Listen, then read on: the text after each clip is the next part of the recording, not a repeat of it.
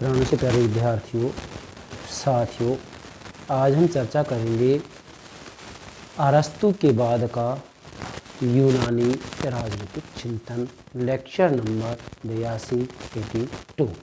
जैसा कि हमने यहाँ नोट भी किया है, अरस्तु के बाद का यूनानी चिंतन। यस स्टूडेंट्स, यदि आपको पाश्चात्य राजनीतिक चिंतन को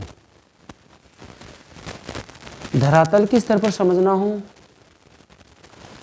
गंभीरता में जाकर समझना हो, पाश्चात्य राजनीतिक चिंतन की गहराई में जाकर समझना हो, उसमें डूबना हो, तैरना हो, गोते लगाना हो, तो व्यवस्थित रूप में, क्रमबद्ध रूप में इसको हमें समझना निहायत जरूरी है। इसी ही कड़ी को हम आगे बढ़ाते हुए आज चर्चा करेंगे अरस्तु के बाद का यूनानी राजनीतिक चिंतन। अभी तक हमने अरस्तु, प्लेटो, सुकरात इनके राजनीतिक चिंतन की बात की थी। मतलब यूनानी राजनीतिक चिंतन को हमने बेहतर तरीके से आपको समझा दिया है। अभी तक जो हमने 81 लेक्चर अपलोड किए हैं, उनके अंतर्गत पीछे का मतलब अरस्तु से पहले का जो राजनीतिक चिंतन है उसको बेहतर तरीके से समझा दिया है। अब हम अरस्तु के बाद का जो राजनीतिक चिंतन है, यूनानी राजनीतिक चिंतन है, उसकी चर्चा करेंगे। जब तक आप अरस्तु के बाद का यूनानी राजनीतिक चिंतन नहीं समझेंगे, तब तक आगे की कड़ियों को भी नहीं समझ सकेंगे। यह बात आपको ध्यान में रखनी है। तो आप टॉपिक का नाम नोट करेंगे, अरस्तु के बाद का यूनानी चिंतन, लेक्चर 82। यस बेटा, सबसे पहले जो मूल बात समझने की है वो ये है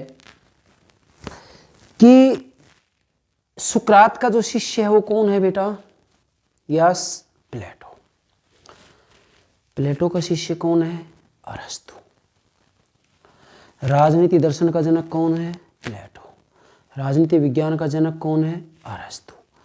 अब मूल बात यहाँ ये है कि हमने यहाँ अरस्तु के बाद का यूनानी चिंतन का नाम क्यों लिया है? हम ये भी तो कह सकते थे कि प्लेटो के बाद का यूनानी चिंतन। नहीं, हमने ये क्यों रखा टॉपिक का नाम अरस्तु के बाद का यूनानी चिंतन? क्यों? क्योंकि अरस्तु के निधन या अरस्तु की मृत्यु के बाद यूनानी राजनीतिक चिंतन का अवसान हो जाता है।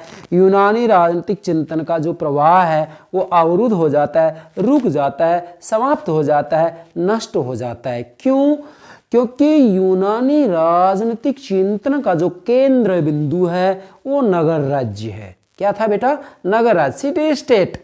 लेकिन अरस्तु की मृत्यु के बाद अरस्तु के शिष्य सिकंदर के द्वारा, हालांकि अरस्तु के सामने भी सिकंदर के द्वारा नगर राज्यों को समाप्त किया जा रहा था और विशाल साम्राज्य की स्थापना होती जा रही थी। स्वयं अरस्तु को भी इस बात का आभास था, ज्ञान था कि भाई जो है विश्व साम्राज्य की स्थापना होती जा रही है, विश्व राज्य की स्थापना होती जा रही है, नगर राज्य समाप्त होते जा रहे हैं।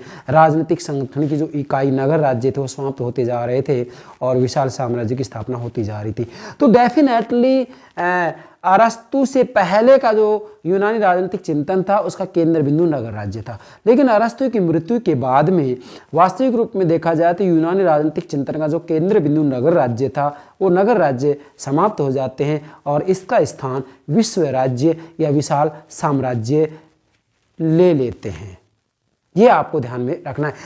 ये एक प्रकार से युग परिवर्तन है। युग परिवर्तन है मतलब नगर राज्य से और विश्व राज्य की स्थापना होना, नगर राज्य से विशाल साम्राज्य की स्थापना होना।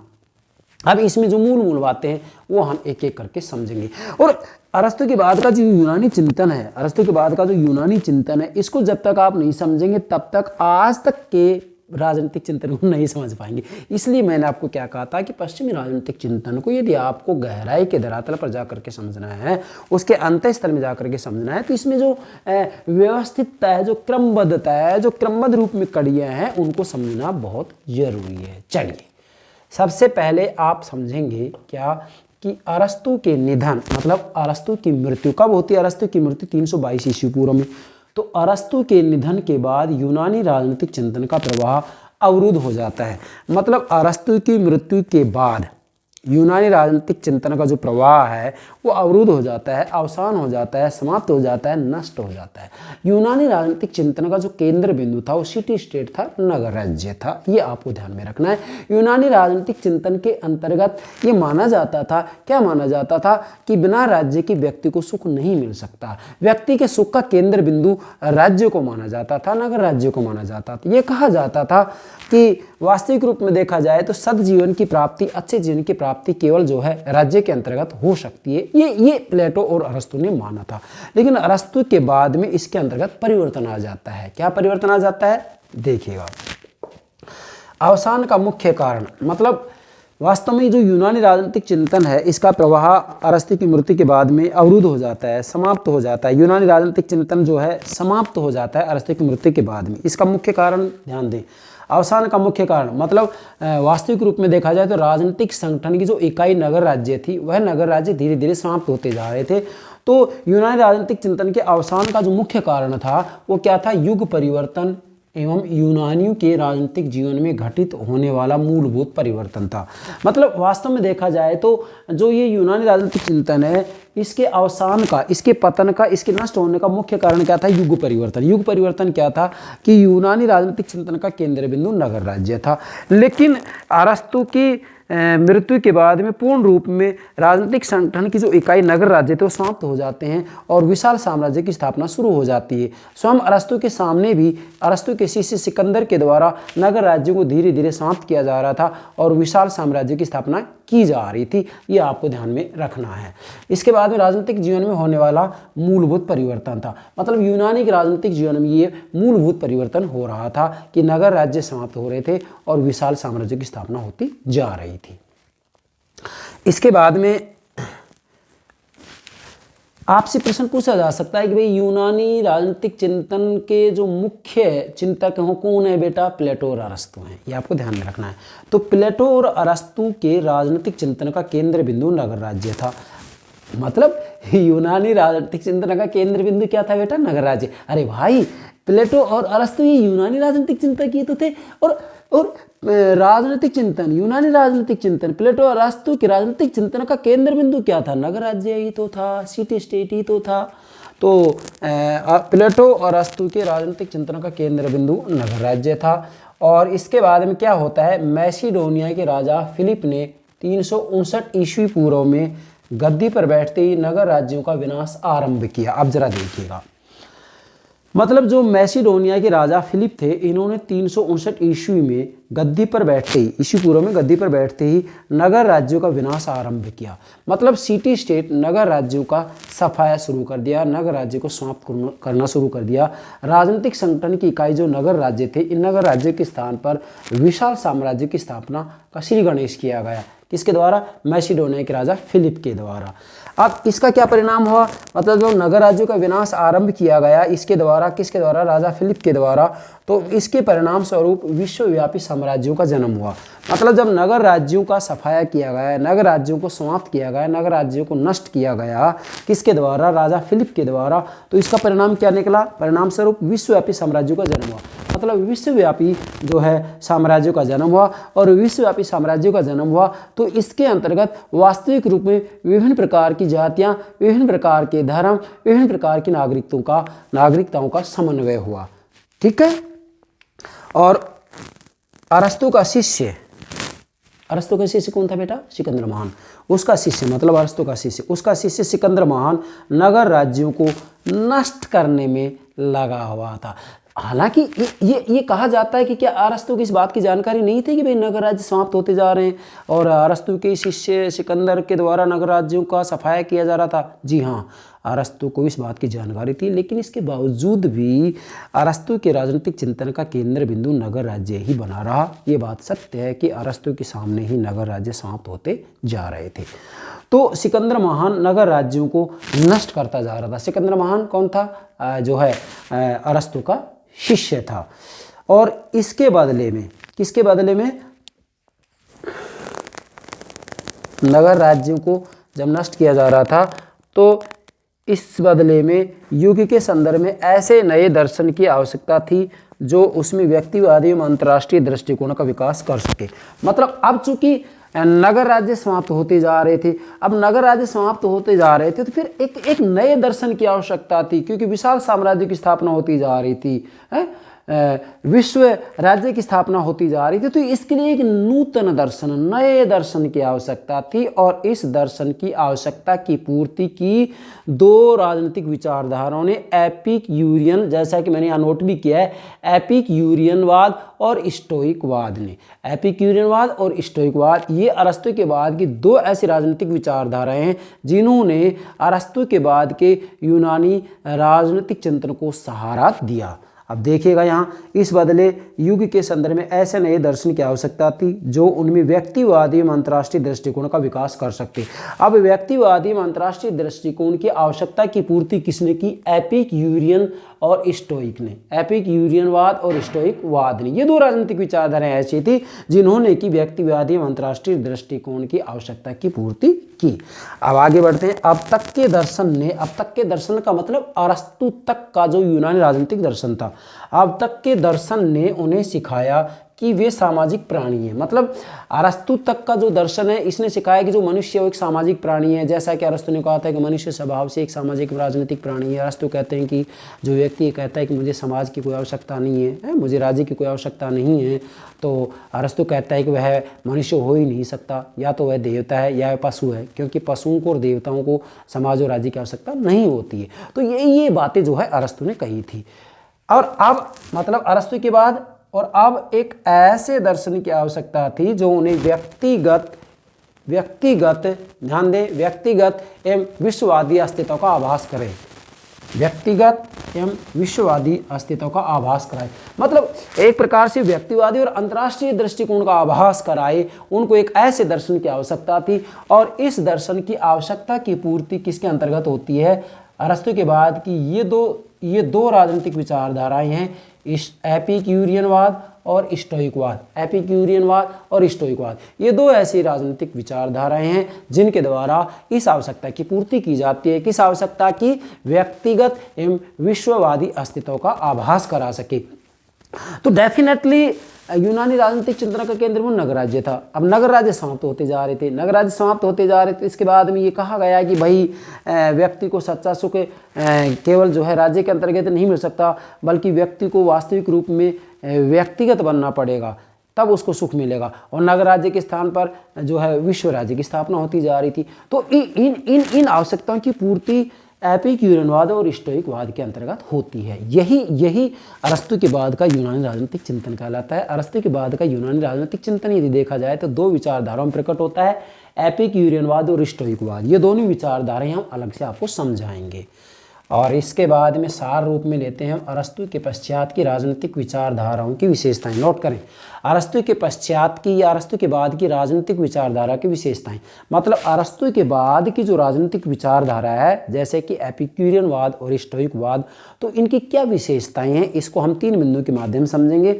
और ये तीनों विशेषताएं समझने के बाद में अगला जो हमारा लेक्चर होगा वो जो है एपिक्यूरियनवाद के ऊपर होगा और स्टोइकवाद के ऊपर होगा। चलिए, पहली विशेषता है राजनीतिक चिंतन का प्रधान विषय व्यक्ति। देखिएगा बेटा, अरस्तु के पश्चात की जो राजनीतिक विचारधारा है उसकी पहली विशेषता है राजनीतिक चिंतन का प्रधान विषय व्यक्ति। नोट करें, राजनीतिक चिंतन का प्रधान विषय व्यक्ति। बेटा, अरस्तु से पहले का जो यूनानी राजनीतिक चिंतन था, उस राजनीतिक चिंतन का जो प्रधान विषय था वो व्यक्ति नहीं था बल्कि राज्य था। क्या था बेटा? राज्य था। जबकि अरस्तु के बाद का जो यूनानी राजनीतिक चिंतन है, उस राजनीतिक चिंतन का जो प्रधान विषय है वो व्यक्ति है। क्या है बेटा? व्यक्ति है। कैसे? पहले का मतलब क्या है? अरस्तु से पहले, अरस्तु तक मान लेंगे हम, अरस्तु तक और अरस्तु के बाद। तो पहले मतलब अरस्तु तक पहले राजनीतिक विचारधारा का केंद्र राज्य था, अब व्यक्ति। अब जरा समझिए, मतलब अरस्तु के बाद का जो यूनानी राजनीतिक चिंतन है, उस राजनीतिक चिंतन के अंतर्गत वास्तव में देखा जाए तो उस चिंतन का केंद्र बिंदु अब क्या है? व्यक्ति है। जबकि पहले मतलब अरस्तु तक राजनीतिक विचार का केंद्र बिंदु क्या था? राज्य था। मतलब वास्तव में देखा जाए तो यूनानी राजनीतिक चिंतन की जब बात की जाती है तो अरस्तु तक यूनानी राजनीतिक जो चिंतन था या यूनानी राजनीतिक चिंतन का जो विकास होता है वह राज्य तक सीमित रहता है। मतलब पहले राजनीतिक विचार का केंद्र राज्य था। मतलब यूनानी राजनीतिक चिंतन की बात की जाती है तो अरस्तु तक राजनीतिक विचार का केंद्र बिंदु राज्य था, नगर राज्य था। और अरस्तु के बाद राजनीतिक विचार का केंद्र बिंदु क्या बन जाता है? व्यक्ति बन जाता है। क्या बन जाता है? व्यक्ति। इसलिए मैंने लिखा है अब व्यक्ति है। और अब राज्य समाज समानार्थक नहीं है।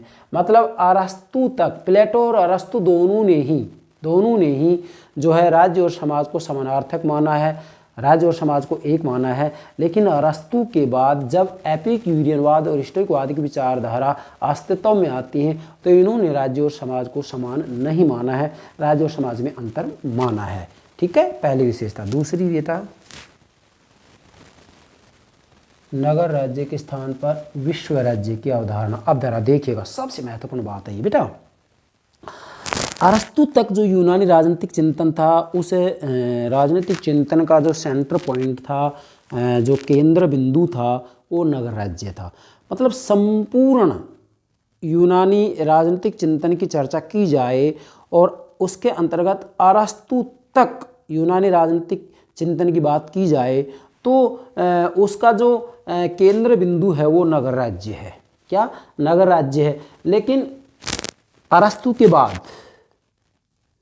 यूनानी राजनीतिक चिंतन का केंद्र बिंदु विश्व राज्य की अवधारणा बन जाता है। क्यों? क्योंकि स्वयं अरस्तु के शिष्य सिकंदर के द्वारा नगर राज्यों को नष्ट किया जा रहा था। अरस्तु को भी इस बात की जानकारी थी। तो मूल बात यह है कि अरस्तु के बाद की जो राजनीतिक विचारधारा है उसकी दूसरी विशेषता ये है कि वे नगर राज्य के स्थान पर विश्व राज्य की अवधारणा की स्थापना होती जा रही थी। मतलब नगर राज्य समाप्त होते जा रहे थे और विश्व राज्य की स्थापना होती जा रही थी, विशाल साम्राज्य की स्थापना होती जा रही थी। इसके अंतर्गत विश्व राज्य और विश्व नागरिकता की बात को स्वीकार किया जा रहा था। मतलब नगर राज्य के स्थान पर विश्व राज्य और विश्व नागरिकता अलग अलग, जैसे कि अलग अलग आज की बात करें अलग अलग राष्ट्र राज्यों की नागरिकता अलग अलग होती है, लेकिन उस समय में जो है संपूर्ण विश्व की नागरिकता की बात की जा रही थी, विश्व नागरिकता की बात की जा रही थी। तीसरी विशेषता है मानवीय समानता की अवधारणा। जरा ध्यान दीजिएगा, मानवीय समानता की अवधारणा। बेटा अरस्तु के बाद के यूनानी राजनीतिक चिंतन की जो तीसरी विशेषता है वह है मानवीय समानता की अवधारणा। क्योंकि अरस्तु तक देखा जाए तो स्वयं अरस्तु ने भी जो यूनानी हैं, यूनानियों को जो है श्रेष्ठ माना था और ये कहा था कि भाई यूनानी कभी भी दास नहीं बनाए जा सकते, यूनानियों का जन्म ही जो है शासक बनने के लिए हुआ है। तो डेफिनेटली अरस्तु के अंतर्गत एक प्रकार से नस्लवाद की भावना थी। अरस्तु जो है यूनानियों को श्रेष्ठ मानता था। लेकिन अरस्तु के बाद का जो यूनानी चिंतन है उसमें मानवीय समानता की बात की जाती है, सभी मानवों को समान समझा जाता है, भाईचारे की भावना को स्वीकार किया जाता है। किसमें? अरस्तु के बाद का जो यूनानी राजनीतिक चिंतन है जिसके अंतर्गत एपिक्यूरियनवाद और स्टोइकवाद की विचारधाराओं को सबसे महत्वपूर्ण माना जाता है। हमने यहाँ नोट भी किया है अरस्तु यूनानियों को श्रेष्ठ समझता था।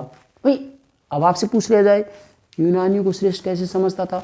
आप अरस्तु की दास प्रथा का अध्ययन कर चुके हैं और दासता के उन दो प्रकार बताए हैं। कौन कौन से? स्वाभाविक दासता, यस, प्राकृतिक दासता, स्वाभाविक दासता और वैधानिक दासता। स्वाभाविक दास कौन होते हैं? जो जन्म से ही दास बनाए जाते हैं, मंद बुद्धि के होते हैं। और वैधानिक कौन होते हैं? युद्ध में हार जाते हैं। लेकिन अरस्तु ने क्या कहा था कि यूनानी यदि युद्ध में भी हार जाएंगे तो भी इसको दास नहीं बनाया जाएगा, क्योंकि यूनानियों का जन्म ही स्वामी बनने के लिए हुआ है। यूनानी जन्म से ही बुद्धिमान होते तो डेफिनेटली यूनानी को श्रेष्ठ मानते हैं। जबकि अरस्तु के बाद का यूनानी जो चिंतन है उस यूनानी राजनीतिक चिंतन के अंतर्गत सभी मानवों को समान समझा जाता है, भाईचारे की भावना को स्वीकार किया जाता है। तो अरस्तु यूनानियों को श्रेष्ठ समझता था, लेकिन साम्राज्य के उदय से सभी जातियाँ समान और बेहतरता का प्रादुर्भाव हुआ। मतलब मूल बात यहाँ ये है कि अरस्तु ने वास्तव में यूनानियों को श्रेष्ठ माना था, लेकिन अरस्तु के सामने ही इनके शिष्य सिकंदर के द्वारा विशाल साम्राज्य की स्थापना की जा रही थी। और जब साम्राज्य का उदय हुआ तो साम्राज्य के उदय से क्या होता है, सभी जाति समान हो जाती हैं और उन्हें भाईचारे की भावना का प्रादुर्भाव होता है, भाईचारे की भावना का जन्म होता है। ये हो गया अरस्तु के बाद का यूनानी चिंतन। अरस्तु के बाद के यूनानी चिंतन को आप इन 3 बिंदुओं के माध्यम से अच्छे से समझ सकते हैं। मैं पुनः दोहरा रहा हूँ। पहला है राजनीतिक चिंतन का प्रधान विषय व्यक्ति। अब आप तुलना भी कर सकते हैं, भाई अरस्तु तक जो यूनानी राजनीतिक चिंतन है उसका प्रधान विषय क्या था बेटा, नगर राज्य था, और अरस्तु के बाद के यूनानी राजनीतिक चिंतन का प्रधान विषय कौन हो जाता है, व्यक्ति हो जाता है। अंतर आ गया। दूसरा, नगर राज्य के स्थान पर विश्व राज्य की अवधारणा। अब अरस्तु तक जो राजनीतिक चिंतन की अवधारणा थी वो किस पर आधारित थी, नगर राज्य पर, और अरस्तु के बाद का जो यूनानी राजनीतिक चिंतन है वो किस अवधारणा पर आधारित है, विश्व राज्य की अवधारणा पर आधारित है। आपसे यहाँ प्रश्न ऐसे ही पूछा जा सकता है, अरस्तु तक का यूनानी राजनीतिक चिंतन और अरस्तु के बाद का यूनानी राजनीतिक चिंतन, इनमें कोई तीन अंतर बताइए। 3 अंतर बता सकते हैं। 2, तीसरा, मानवीय समानता की अवधारणा। अरस्तु तक का जो यूनानी राजनीतिक चिंतन है इसके अंतर्गत मानवीय असमानता को स्वीकार किया जाता था। जैसे कि स्वयं अरस्तु ने कहा था कि यूनानी अन्यों से श्रेष्ठ हैं, यूनानी को दास नहीं बनाया जा सकता। लेकिन अरस्तु के बाद का जो यूनानी राजनीतिक चिंतन है वो सभी मनुष्यों को समान समझता है, मानवीय समानता की बात करता है, भाईचारे की भावना की बात करता है।